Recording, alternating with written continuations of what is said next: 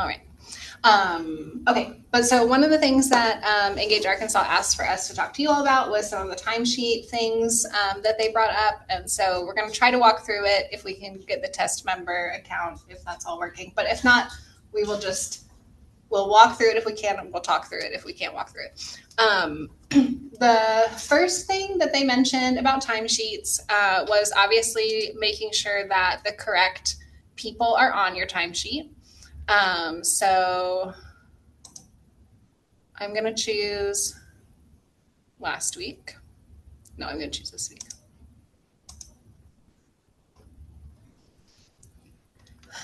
So y'all are all familiar. I don't think we had any issues with the time in, time out things. You know, of course, you have to round to the 15 minutes.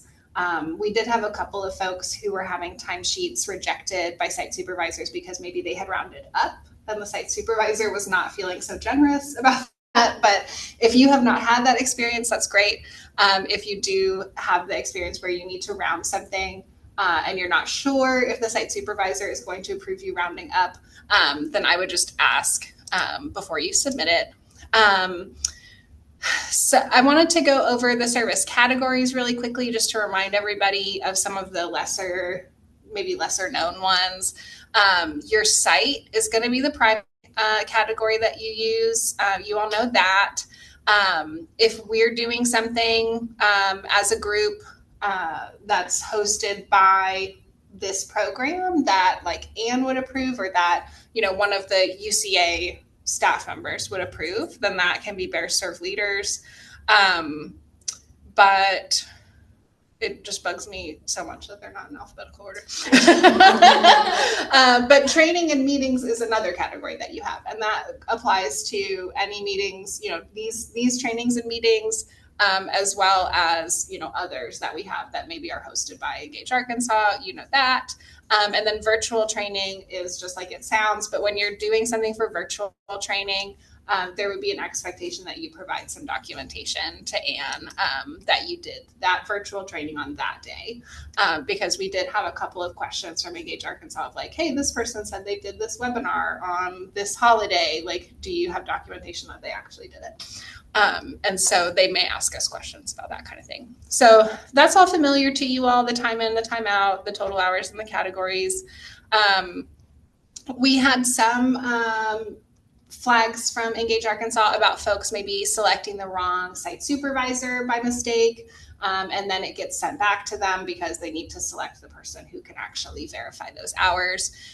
If you're looking at your timesheets and you ever are just like, who's that person? Like, why are they in my list of site supervisors? Let Anne know, because if somebody doesn't need to be on your list of site supervisors, she can remove them, and then that's not like, clogging up your timesheets. So yes. I've been checking off on Hannah anymore. I don't know if that's what it was supposed to be. Yeah, you don't need to check off Hannah anymore. Okay. Yeah. That's what I thought. Yep, that's totally fine. And then the most important thing that I cannot emphasize enough is do not put any comments because any comments that you put in there is just like information that Engage Arkansas could use to ask us questions that we don't want to have to answer. So if you need to explain something about what you did for the hours that you're reporting, just email Anne. Don't put a comment in there. Or if it's a comment that like your site supervisor needs to see, just email them or have a conversation with them. But don't put anything in the comments, because we have found that if there's a comment out there, it's just something where Engage Arkansas can say, oh, well, this person said they were doing this thing and that sounds suspicious. And then we have to answer questions about it, or we have to, send it back and address it. And this is true even if you make a comment and then you go back and delete the comment. Like, the history is there. So like whatever happens with the timesheets, the history stays in AmeriCorps. And Engage Arkansas couldn't see all of our timesheets and all of our timesheet history. So we strongly recommend just don't use the comments, period. So do y'all have any questions about that? Or like, oh no, I really think we should use the comment for this. I don't have a question about the comment, but for the categories. Yes. So the library still isn't its own category, and I was told I should put the BearsServe leaders in one. If we shouldn't be using that one, then which one should we use to log in those hours? Oh, I see. So the Faulkner County Library doesn't have its own site. Can you set that one up? Yeah, we can add that one. Okay. Yeah, that was probably in there as a stopgap, and then I'm just guessing it just got lost in transition. So Okay. yeah, we can get that added. That's no problem. And it's for gardening service. Yes. Yeah, because Sean is in there as a supervisor. We just don't have his site in there. So yeah, that's no problem. That's no problem. Thank you for bringing that up. Yes, thank you. And you could probably also remove some sites that we're not using. Yeah. Like we don't have anybody at Choosing to Excel, Deliver Hope. Like there's no reason for everybody to have that long drop down. Awesome. Anything else timesheet related?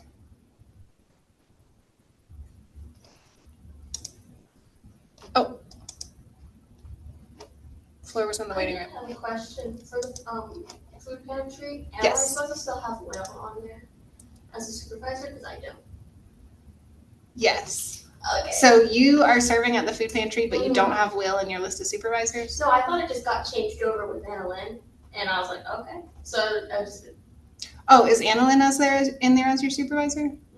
but she's the one that's in charge of the hours now. Yeah. So I thought it's just like a transition thing, but now that I'm seeing that Will Baker's up here as the example, I was like, okay, never mind, maybe it's not. Do you know about that, Ann? I don't. My impression was still that I would guess Will that Will would be would the site still, supervisor yeah, he still, would still you know. sign off on the hours, even though Annalyn is the one who's organizing the volunteers. Yeah. Oh, okay. I'm just kind of confused now because it's just like, okay, so my situation was I needed some more hours. So I personally went on Give Post, and then I found out that the food pantry was doing something. So it was in Little over the weekend, and it was I chose 8 to 12. And then the lady up there, she mentioned that if you deliver like some food to people, that's an extra hour added on. Mhm. And so I did that. I was assigned 2 people. So I did that. And then at the end of my shift, I was like, if you got some left over that people haven't came and picked up, I can do like 4 more. So I did that. And so it equaled out to like 12 hours. And so I put it in the first time, and then they rejected it.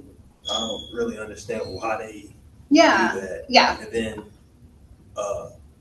that's when I put it in the comments because I thought you had to put it in the comments just to let them know. You would think that. Yes, Yeah. you would think that. Yes, that's why we have to say don't put it in the comments because it is intuitive and common sense to put it in the comments. So yeah, I want to affirm that I don't think that like you made any mistakes or did anything wrong, but that we have learned a lesson from this audit that it's better to just leave all the comments blank. So that's why we're having this conversation. I'll say with the going to the food bank, generally y'all can only do hours at the sites where you're assigned or at sites that we have for BearsServe. But if y'all need extra hours and want to fill them in with another opportunity, like going to the Arkansas Food Bank, in the past, that's something that we have offered, but with the caveat that we have to call it group service. Yeah. And so like this group service category is on here, group service day, or it could be under BearsServe leaders, one or the other. But it would have to be something that like you go on GivePulse and you find it and you say, hey, I see this thing going on at Arkansas Food Bank. Can we do this as a group service day? And would send it out to everybody. And then, even if only like one other person says, yeah, I want to do that too, that's okay. It's group service. We offered it to everybody as an opportunity to serve as a group. And then we're doing it as a group. Yeah. So it's kind of an exception because your regular service site is one of these in the list. Right. And we don't have it set up to where like somebody at the Arkansas Food Bank could verify those hours. So that's why, because they're not one of our sites. So that's why we set it up as like a group service. We offer it to everybody and that's how we categorize it. Does that make sense? Yeah. So I'll say that's true of anything that you see that's outside of your regular service sites where you're like, hey, this is an opportunity for me to get more hours. just bring it to Anne, and then she'll share with everybody, and that's group service. Okay. So what I did, would that still count or no? I think the main issue with that one specifically was AmeriCorps, like AJR didn't like the delivery counts for an hour. They've had issue with that sort of like exchange for time. Yeah. So they really only want us to count when you were actually there. I do think we could count it. It's just I don't know that we could do the 12 hours, unfortunately. Yes, yeah, they didn't, that was another issue they brought up, was that they don't do like time equivalencies. So like, you know, a lot of places will say, hey, if you donate this, it counts as one service hour, but AmeriCorps is only straight time. So it would be, you would be able to count whatever time you actually spent delivering the food. Does that make sense? Because the lady told me there, she said, yeah, if you do this, it'll count as an hour. So I was like, okay. Yeah. But yeah, that's a good general rule to know, is that there's no hours equivalencies for us. It's just straight time. But that being said, we do have like food recovery is one of our things that we do, and like delivering food is one of the things that we do. And so it would be allowable. You just have to only count the time you actually spent delivering food. Yeah, those are good questions. Other timesheet questions or issues? So Jessica Clausen is United Way. She's my site supervisor for there, but I still don't have her on my timesheet like thing. Is that an issue, or can I just? I'll get it added. The short answer is yes, it's an issue. Engage Arkansas gave us a bunch of examples of like, hey, so-and-so's serving here, but they don't have the site supervisor. Yes. So, yep, we need to get all those fixed. Yes, if you are seeing that your site supervisor is not there, shoot me an email. I will get them added. Okay. The other question I had was, because I do so many hours for like the big event, do I just mark that as like teleservice alternative service? Do it as BearsServe. BearsServe. Yeah. Okay.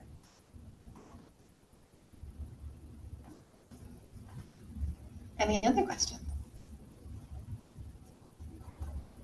For the big event tomorrow, what category would that fall in? Like, So for tomorrow, it'll be group service. Yes. Yeah. Because everybody in a group is serving. Hello.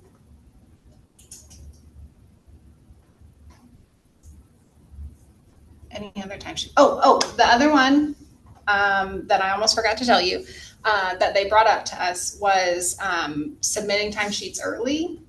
So we want to request that everybody, they were okay if a timesheet was submitted the same day. What's the last day of our timesheet? Friday?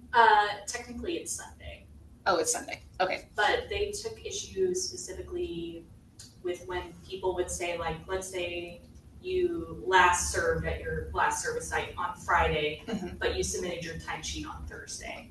You're like, Yes. whoa. Yeah, they don't want you submitting your timesheet before your last day of service for the week.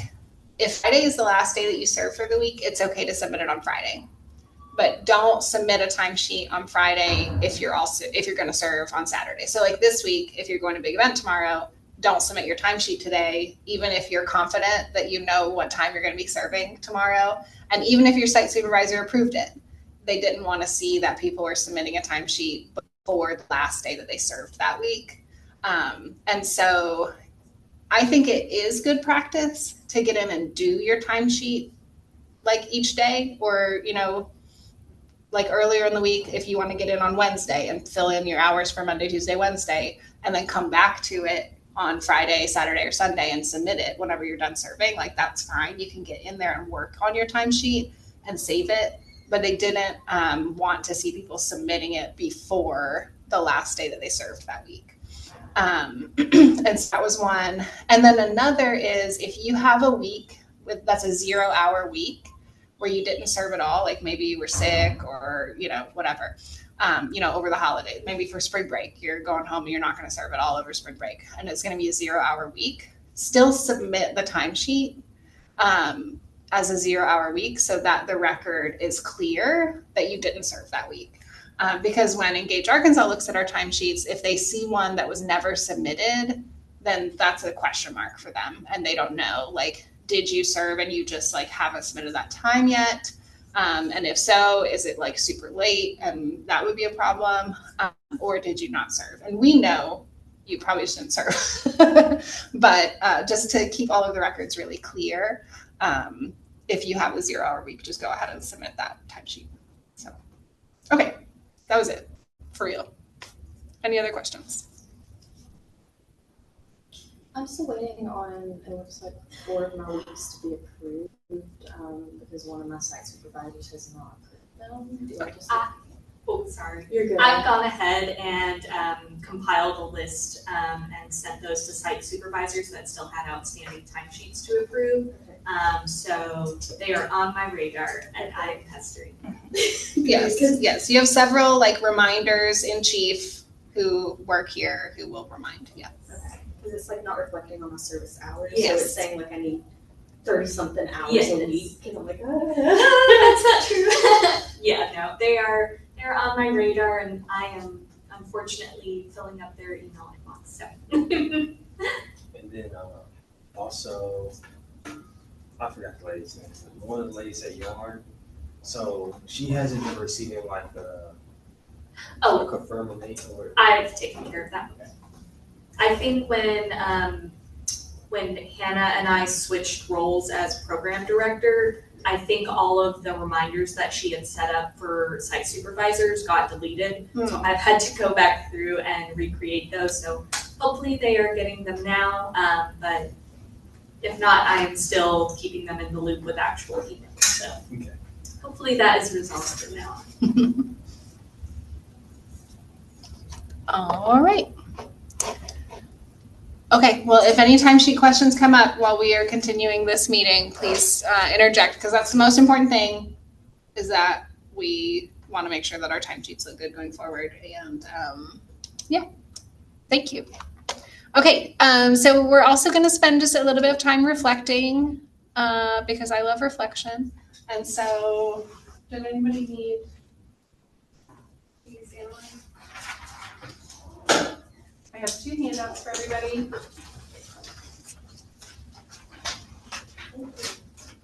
So the first one is just like a pretty one. It's just so that you can have a pretty piece of paper. And so, has anybody done this reflection strategy before? A rosebud and thorn. Okay, well, it's just a classic 3-part reflection. So the rose is going to be what brought you happiness or joy today. And so in this case, we're going to be thinking about what is bringing you happiness or joy at your site recently or in your service. For the bud, it can be what you're looking forward to, plans, goals, or opportunities, or areas of growth. So there's some different questions on the other handout. And then the thorn is challenges or negative experiences at your site. And we're going to do a little bit extra brainstorming with that one momentarily. Okay, so if y'all would indulge me, you can do this on your paper as well. This one has spots for you to write notes on each of these, and then it also has a coloring sheet in case you just want to color while we're in here. That's why I brought all this stuff. But I want to kind of collect the responses so that we can also see what everybody else is saying. So this first one is a word cloud. So if you'll just do one word so if you'll go to menti.com and put in the code, can you guys read that or do you need me to write it?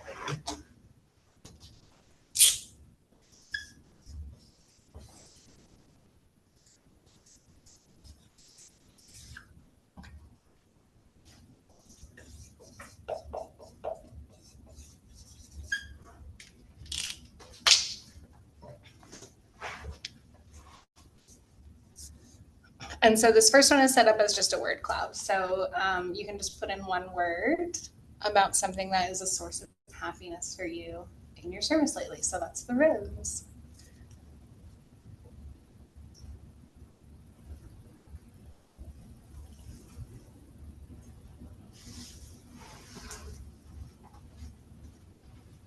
These all closer to you because I know that you secretly want them.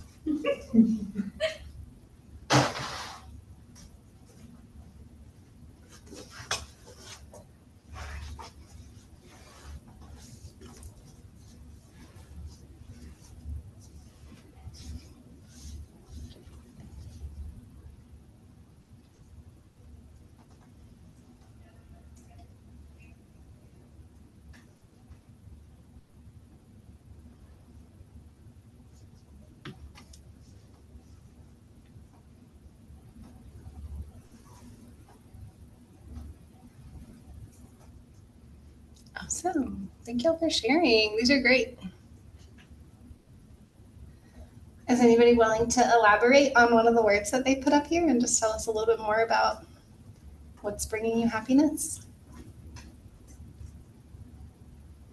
I really enjoy my supervisors. I don't know, like I've had Dr. Baldwin so many times over now, and she's just a joy. And most of the supervisors I've been around are super nice. Like I just started at AR Asset Builders, but Mike is like amazing. He's so great. Yeah, that's Which is awesome. not like my supervisor, but Joya leaves pretty early, so he's kind of the one I kind of see as after. Yeah. And that's definitely like one of our goals for you in this program is that y'all will have good site supervisor relationships, because those are people who can be a mentor, who can be, professional reference, and those like can be really valuable relationships to y'all. So I'm glad that that is a source of happiness for you. Anybody else want to share? Quick growth. There's like a few students right now my DST plays with who's like great and going out because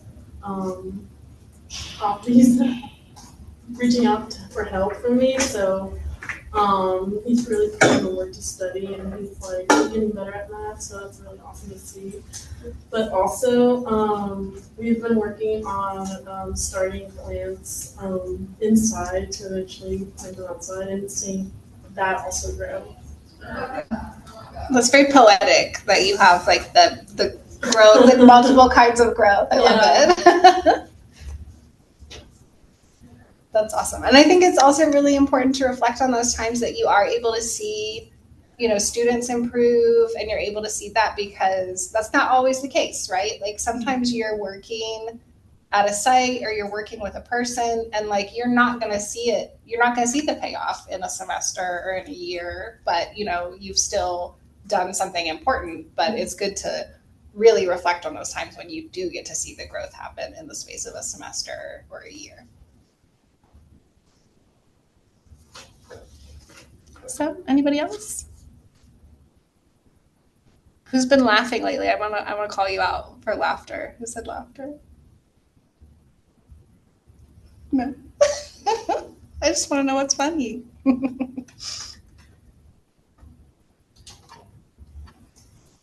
All right, I'm moving on to the next one. Thank you all so much for sharing that. And if you want to make some additional notes on your handout about things that are lifting you up, that are bringing you happiness, you are welcome to use that space to do it. This was my attempt at having a hybrid reflection. So, all right. Okay, so this one is going to be open response. So you can say a little bit more here. You don't need to pick just a word or a phrase.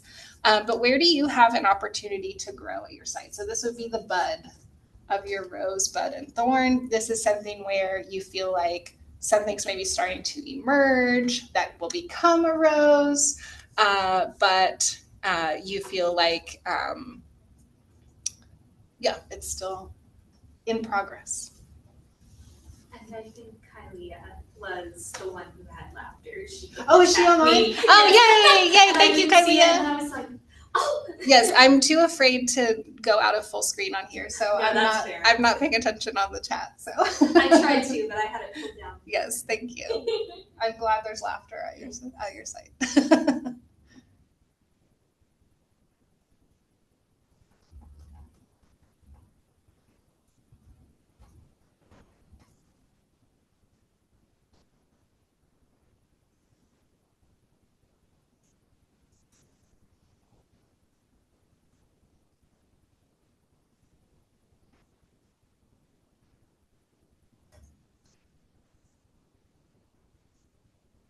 And so this could be something where, you feel like it's maybe an area where you could improve, like showing up or getting there on time or what, just the daily challenges of being a human.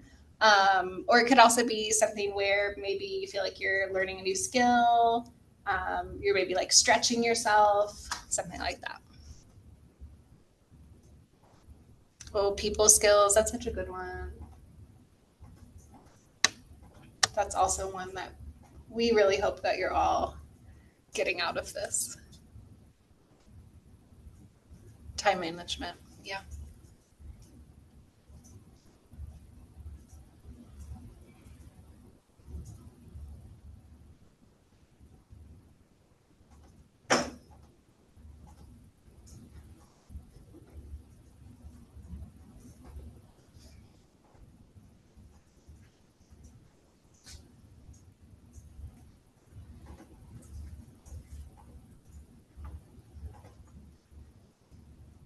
Yeah, I like being there for people in meaningful ways. Absolutely.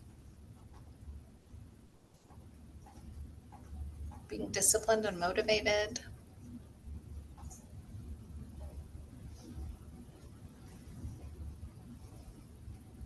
Ask the right questions at Arkansas Asset Builders, and not ask the wrong questions, right? You gotta ask just the right ones and not the wrong ones.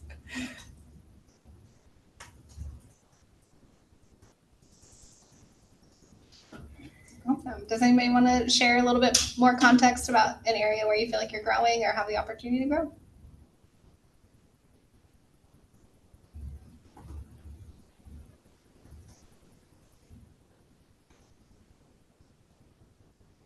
On mine was asking the right questions, but for me, it's just a matter of one, I've just now learned about taxes, Yeah, just yes. for this program.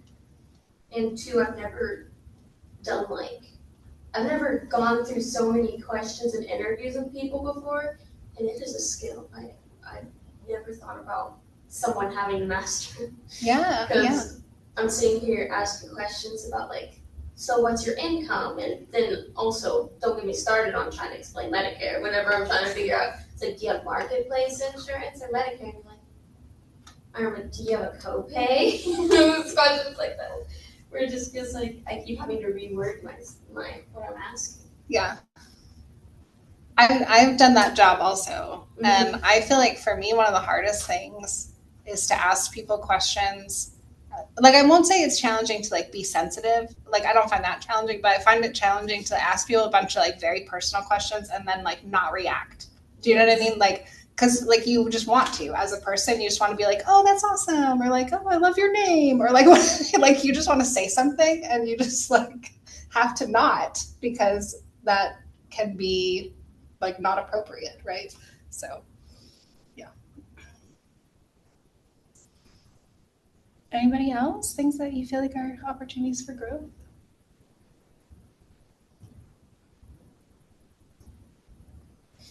And can I put you on the spot and ask you something that you feel like you have learned in your time so far program directing? What's a place that you have grown so far with these lovely people?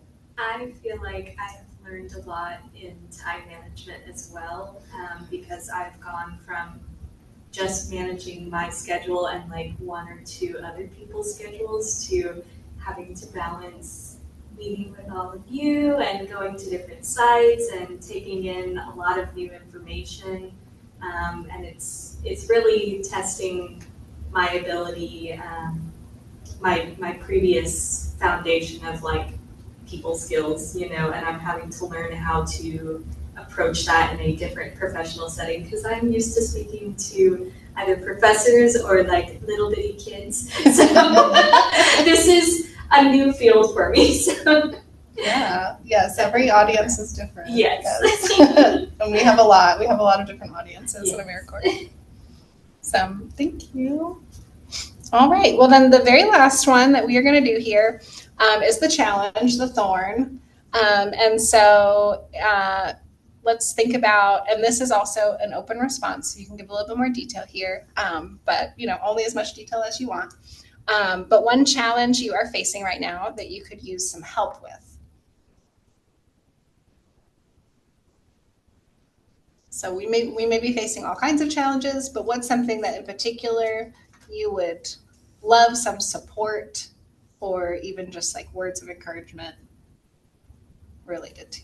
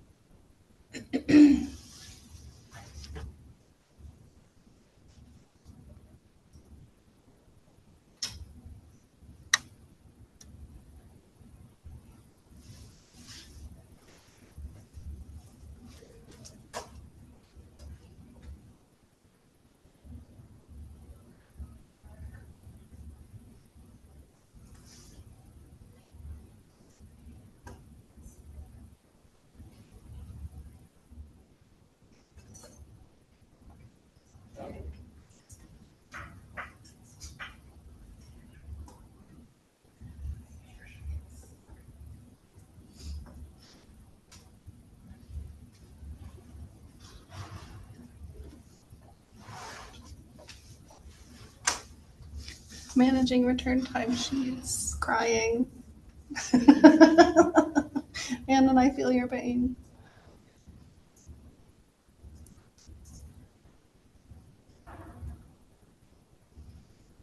All right, let's take like 1 more minute on this. So if you have anything else you want to put on here, we'll take 1 more minute.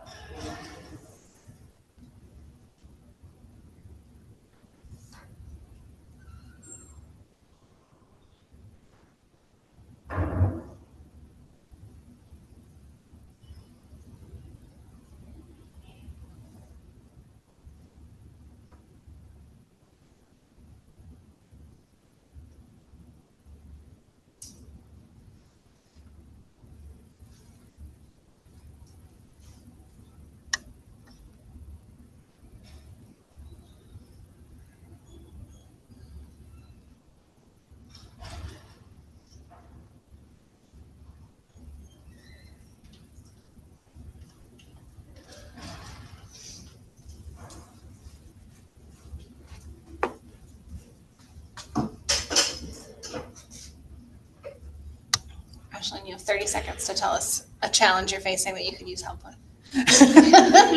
No pressure.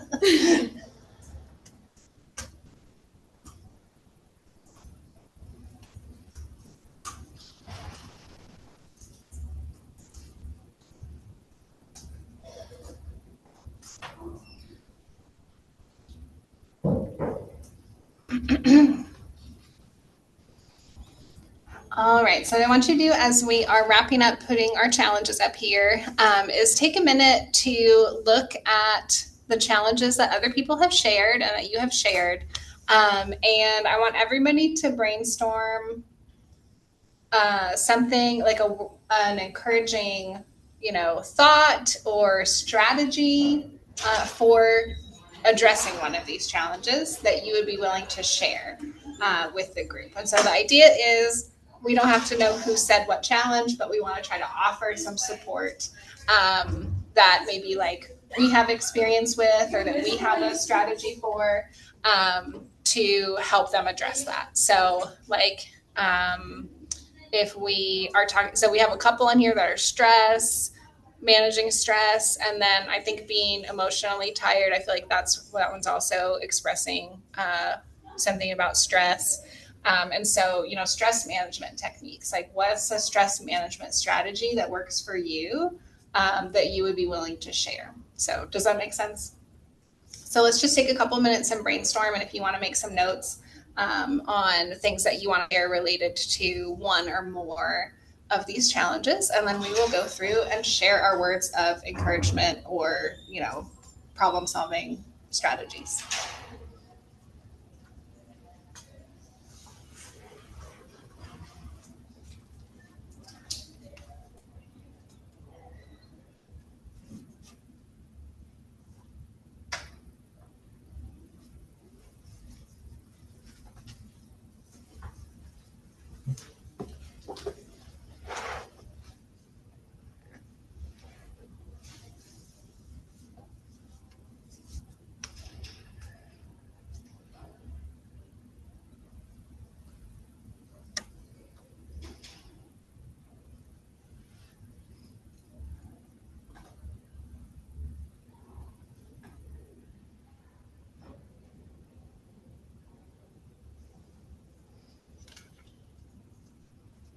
All right, so I'm seeing a couple kind of like categories that we could put a few things in. So one would be the stress management.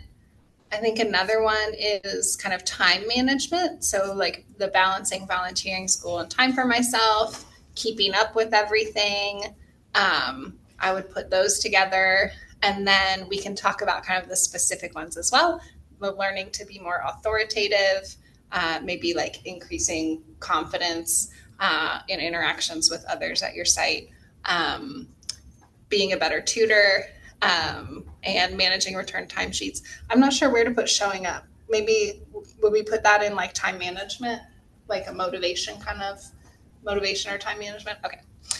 So yeah, I'll just throw it out there and let y'all pick which one we want to address first. If you have a strategy to share or just an encouraging word. I will say with managing stress and the time, I have personally found that keeping some sort of routine really helps. And obviously it doesn't have to be the same every day, but like when you get back to your home, I start with homework or I clean up for 30 minutes and then I do this. I pack my lunch for the next day.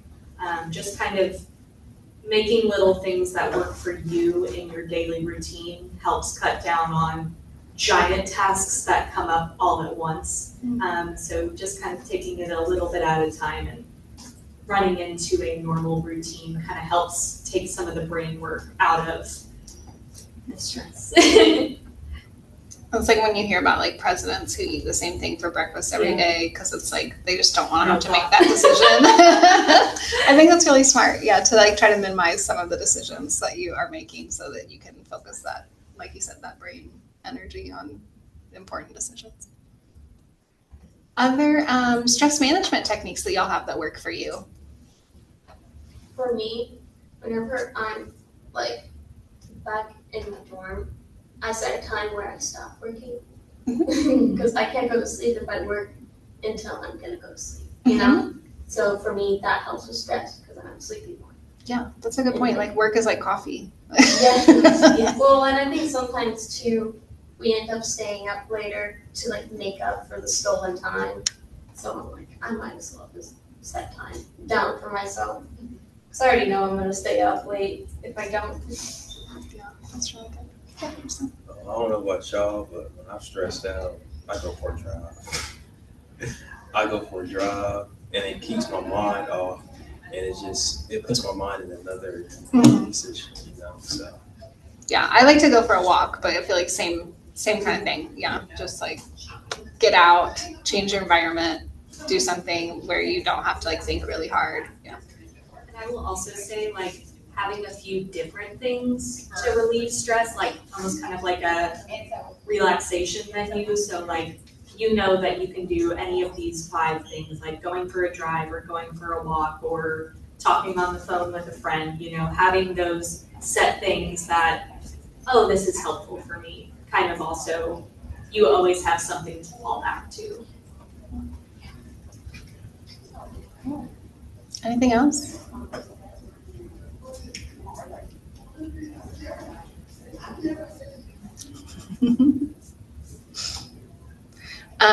All right. Good stress management. Sorry, was somebody saying something? Okay. Good stress management tips.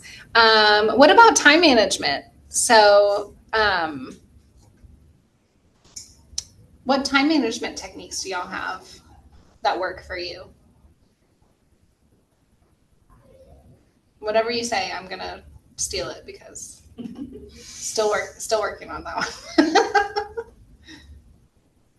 For me, my life essentially revolves around Google Calendar. Like every single thing that I like need to go do, like even for fun, I put down in my calendar so that like I have like a visual of like how much does this one thing take of my day? What do I have for free time or like things like that, and also putting down when this is due. In the way that I can just easily access it anywhere is definitely helps me out a lot.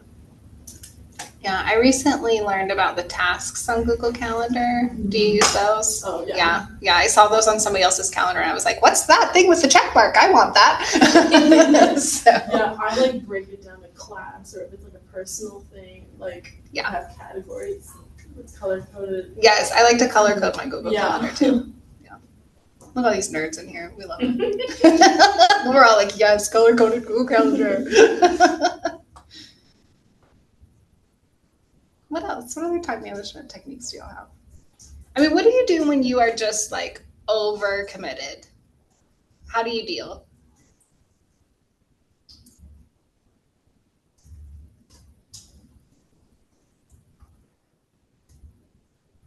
Over committed in like what sense? Well, like you're just like, let's say you're just looking at your Google Calendar for the week or you're looking at your to-do list and you're like, there's no way, like I'm not going to be able to do it all this week. Like, what do you do when you just know, like, you're not going to be able to do it? You just do it. You just take it one For- step at a time. For me, I do the hardest thing first. Mm. You know, like get it out of the way kind of feel. I guess it's called eat the frog, I guess, is what Dr. Baldwin says, but I just call it doing the hardest thing first. But that's what I do. Or if possible, like with my mentor, I've explained that I have 3 research projects. I can't do the capstone stuff right now, which I've got a year to do it. But if there's anything you can push back, some people are pretty understanding about that. So you always ask too.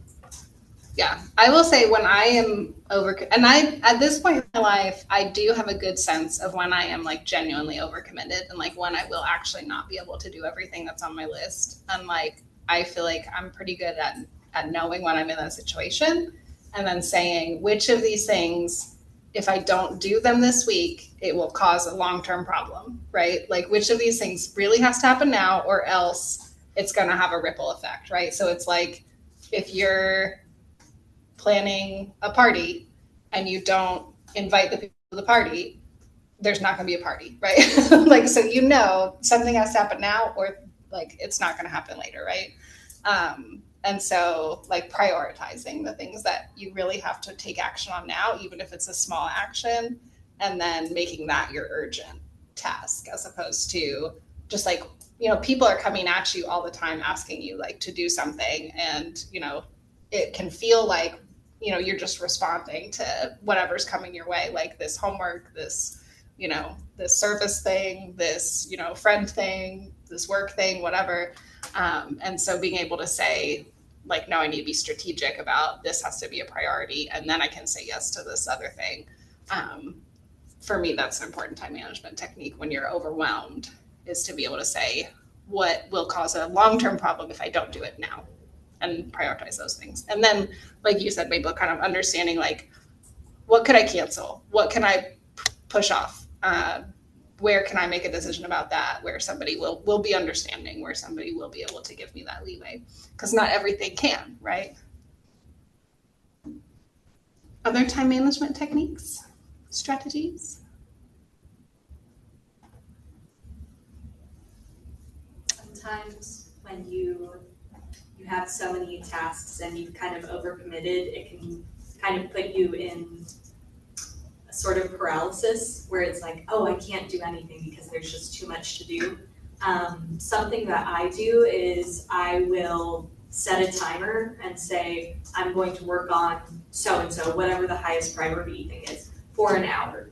And usually I get that thing done in an hour. But if I don't, then I can move on to the next thing. But that kind of helps put you under a different sort of, you know, pressure and kind of gets you out of that decision paralysis.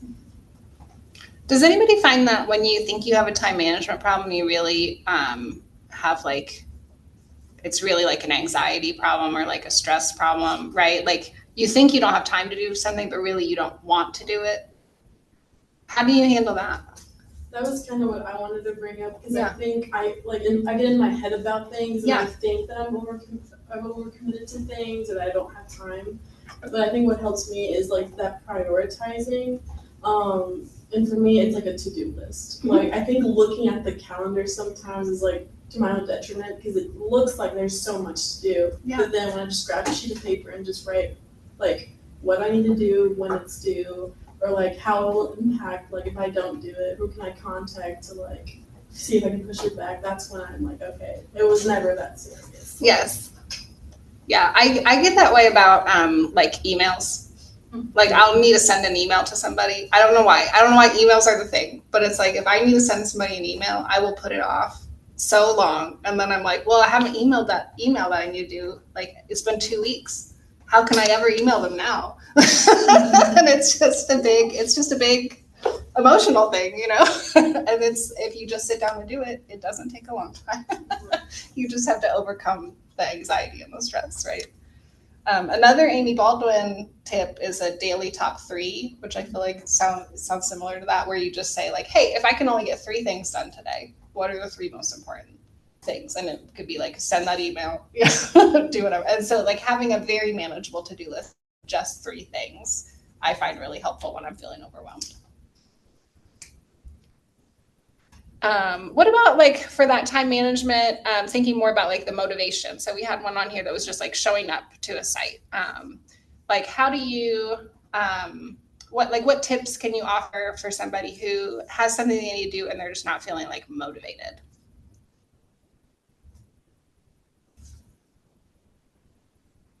I feel like sometimes we lose motivation because we feel like we're not living up to it fully, or we're not going to be there in the best way that we possibly can. That was something that I personally really struggled, and just kind of sitting with yourself and saying, what is better? Is it better for me to not show up because it's not going to be perfect, or just showing up? And often the showing up is what really matters. You don't have to be at 100% the entire time, but making that consistent effort goes a long way.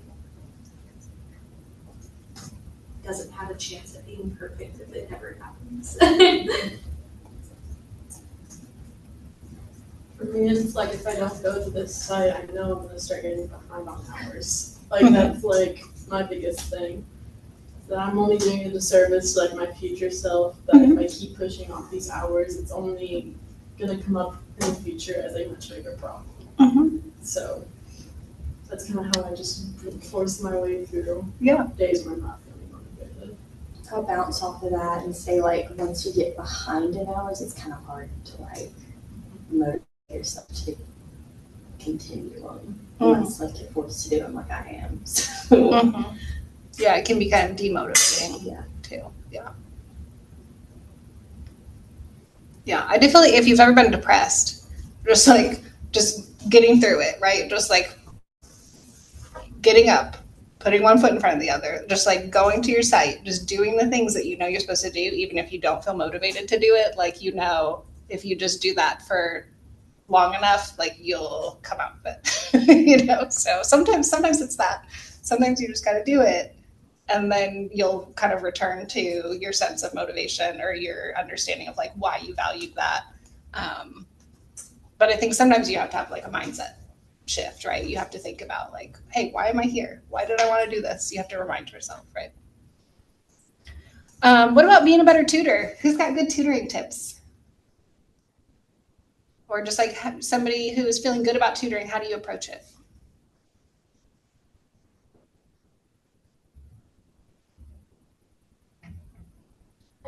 I don't know, because like my experience is as a writer, and tutoring writing,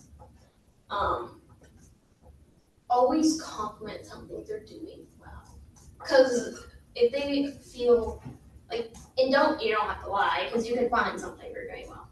And that's motivating enough to where you'll see more progress. Because if you feel bad about learning, then you're not going to learn as well. So my biggest tip is just like, compliments. Yeah. That, and I like also, just stating it's like, I'm a peer, like I'm not the teacher, but we can figure it out. Yeah. Because that's another tip they even give you. If you don't know what you're doing, show them how to look it up. And even that's a useful skill too to be teaching. Yeah, you're modeling like being a student. Yeah, absolutely. Yeah, I think that's a really good point, that people will feel about learning the way that they feel about their interaction with you, right? So you want to make them feel good about that interaction with you, and then they'll feel good about the bigger picture. What about being more authoritative? I'm going to rephrase and say just like gaining confidence in your interpersonal interactions. Has anybody ever been in a spot where you felt like you needed more confidence and you were able to gain it? Yes. Yes. For one, like, I don't know how to tell, like, sometimes the kids might talk and it's just like, I don't know how to make, not to say it rude, but like find a way, like I know like I'm I'm trying to get the word across, like, okay, we should be quiet. Yeah, when the it's time to teacher's focus talking, now, you know? And then like some things are not like things that like there's problems that's not even related to this job. Like I had to be like a room moderator. Y'all know what that is, bro. It's so stressful. They told me that they needed somebody, and I was like, okay, I'll do it.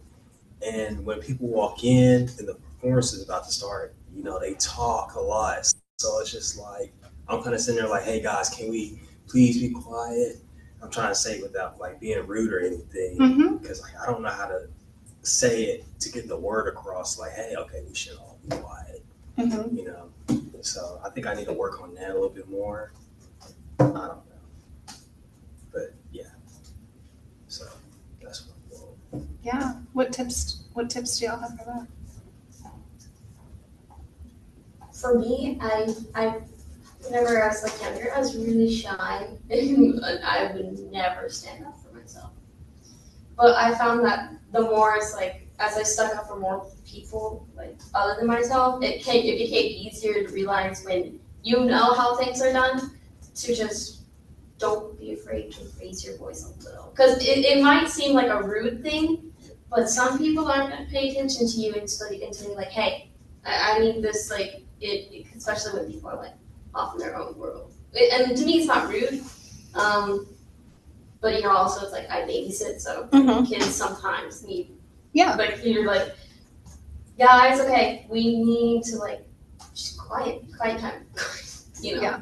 Finding your teacher voice. Yes. You know, or your parental voice.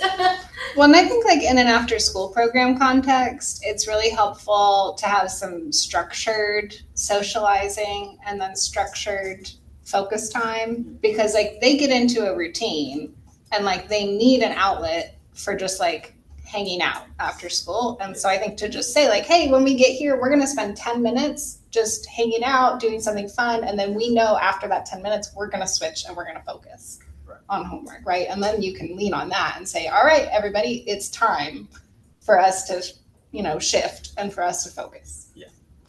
So, yeah, I feel like just as the parent of one child who needs a lot of direction, like also you can like give them a job. Like if you really need to like get somebody in line, like give them a job. And be like, hey, I really need you to help me with this thing. Yeah. And then like you're bringing them in, you know. Definitely with younger students, giving them a special job is one of the best things you can do.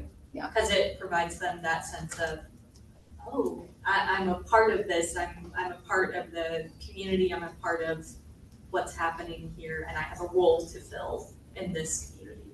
Yeah. And I think that works for people of all ages, honestly. Like it works for adults too.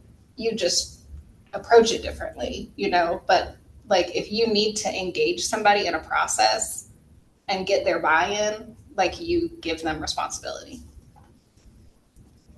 Cool. Okay. Managing return timesheets. Anne, what's your tip for us? Let me think through. Like if you just have a bunch of return timesheets you gotta handle. I will say, I think my best thing is just, again, set a timer, just take it one at a time. Usually with return timesheets, at least if I'm sending them back to you, I try to make it very clear, like, hey, this is where we went wrong, this is what I need you to do. And just try not to take it personally. It's definitely not like, you're doing all this wrong and I'm just so mad at you. It's, hey, the state looked at this and this is what we need fixed, you know? So my recommendation, just set a little timer for yourself, get it knocked out as fast as you can, and keep trucking along. We had to sit down and make a list. Oh. When we got the back from Arkansas, we had to sit down and make a list and say, okay, here's what we need to do with this person. Here's what we need to do with this person. So, you know, just make yourself a list. If it's a big chunk of timesheets, just make yourself a list of like, okay, here's what I need to do first. Here's what I need to do with this one. You can always set up time to meet with Anne. Yeah, totally. If you want to talk through it. Just do it together. You are more than welcome to set up time with me and we can sit and just do them all together. I definitely don't mind that. Yeah. But we want you to have great timesheets. We want you to get as many hours approved as possible. We want you to get all your hours. So, anything else? Was there anything else on here that y'all wanted to talk about that we haven't talked about yet? Yes. I was going to something that's helpful in the classroom. I'm only in the classroom 1 day this semester, but something that's helped me is I hope this makes sound bad, but like I stopped asking and I started telling. Yeah. Like especially because I had 4th grade, and so like I just see I was like, hey, can I look at your paper? And she like covered it up. She was like, no, and I was like, well, like I need to look at your paper. Like your writing was like I need to know like if you did on things like capitalization stuff. Because my kids they have a lot of trouble with that, and so I was like, well, like I need to see what you're writing, and so yeah, that's something that's helped me a lot. Like, if it's something that I know I have to do, I don't ask. It's like I don't say it in a mean way, but I'm just like I need you to do this. Yeah, that's a really good example of like you are used to asking because it feels more polite, right? Like you don't want to be rude, like you're trying to be nice, and then you're like, oh wait, it wasn't actually an option. So like it wasn't a good idea to ask. Like I should have just told. That was a really big thing for me was, and again, this is like coming into your authority as an adult, because previously you had to ask for everything, you know, or at least you felt like you needed to ask. Whereas, especially when working with children, at least it's not, can I please look at your paper? It is, hey, I'm gonna look at your paper, you know, rephrasing it and learn how to reword things so that you're still getting the message across, but you're also communicating your responsibility, you know, your authority and confidence. I still struggle with that, like as a parent. Like I ask my kids, like, "Oh, did you brush your teeth?" When I know full well I need to just say, "Brush your teeth." And because one of my kids will be like, "Oh no, I need to go brush my teeth," and the other one will just lie to my face, you know. So, so yeah, it's hard. It's hard to like just break those communication habits that you built up your whole life of asking questions. Switching to a new way of communicating.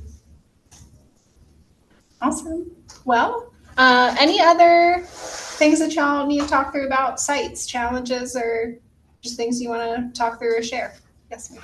For me, mine was the emotionally tired one, but that's just because at the tax site, people will tell you all about their life, their dead spouses, their cars that like have they got into crashes and like injuries they've gone through, and it just feels bad. But sometimes I'm tired and stressed from school. I feel like I'm a counselor instead of like an intake interviewer. I just don't know how to like.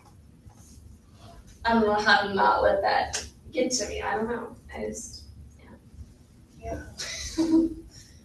Yeah, I think that's a big part for a lot of people who work in nonprofit is just like that compassion fatigue of like hearing people's stories and like there's really nothing that you can do in that role, right? Because you're there to just intake the information and hopefully help them get some money on their tax refund, unless they owe money, and that's the worst, you know, when you have when you're working with somebody and then they owe money. But yeah, I mean, I think you just have to like remind yourself of what you're there to do and that there's a lot of stuff that's outside of your control, and that like you remind yourself what is in your control and that you're doing your best at those things. And you know, one thing that I've also found that helps me when, because I'm a very emotional person, so when other people get emotional, I like just kind of absorb it all in. And so something that I try to do is just actively like take a moment and force myself to take a deep breath. And usually that will also force the other person to take a deep breath. Not always, but at least reminding yourself, okay, this is what I'm here to do. It is okay. We're going to handle this task, regardless of what else is going on. This is why I'm here. And just trying to re-regulate your nervous system as best you can. And I think even though, you learn a lot from people's stories that you can't make an impact on right now, there's a lot of things that are outside your control that you can't do anything about. Being able to just increase your awareness of a lot of different people's situation, like that's an important part of that job, specifically of intake, is just like learning a lot more about the kinds of things people are going through. And, I would say like try to let that be just like a general area of growth for you, and not like, don't try not to fixate on like the specifics of like this person is experiencing this specific hardship, but just like try to take the lesson of like, this is why in a program like this is important, right? Because like people need access to this free service, and this is the good that it's doing in kind of an aggregate, right? That it's going to do these good things for people in the community, and it's going to increase the wealth in our community, and like this is why we need that, because I think sometimes being reminded of just like the bigger picture, and like in our society, like this is why we need certain like services to be available, and this is why we need to have certain organizations in our community, even though like you're not able to solve that person's specific problem. All right, well, Anne, I'm just gonna pass it back to you for any announcements or anything else that you need to share. I don't think I have any major announcements, but let me double check my calendar really quick and make sure.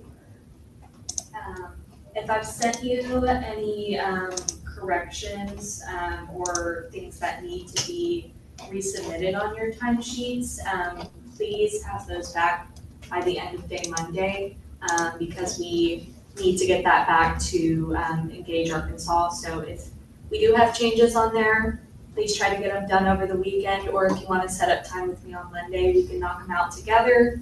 And then our next member training should be on the 21st.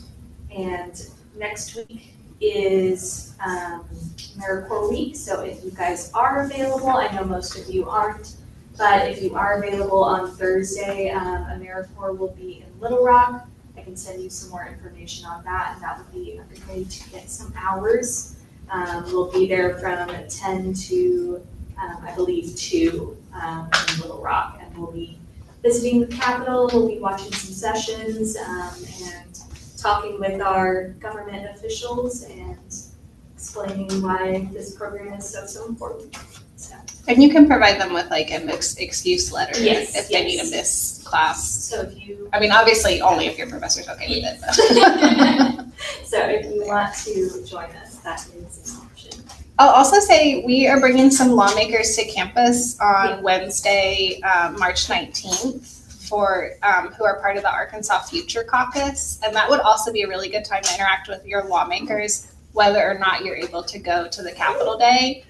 So I'll send you that flyer and you can share that with everybody too. But that'll be here on campus, and their focus is on like Gen Z and millennial lawmakers like working together to bridge partisan divides. So yeah.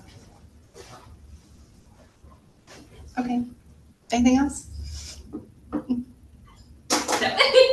How much time do we log this for?